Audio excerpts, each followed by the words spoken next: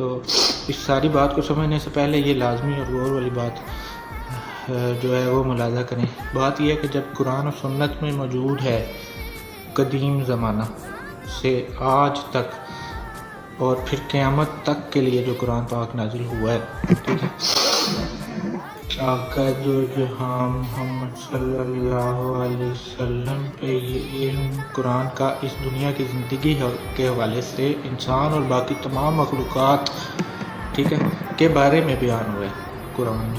ٹھیک ہے، اس بات پر توجہ دیں.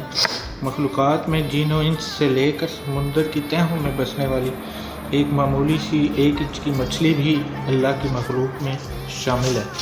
ٹھیک ہے، چیونٹی بھی اللہ تعالیٰ کی مخلوق میں شامل ہے. اب جن و انس میں شیطان بھی شامل مخلوق ہے. ٹھیک، اب کچھ جن شیطانی صفات کے پیروکار، ایمان والے پیروکار ہیں، اس پہ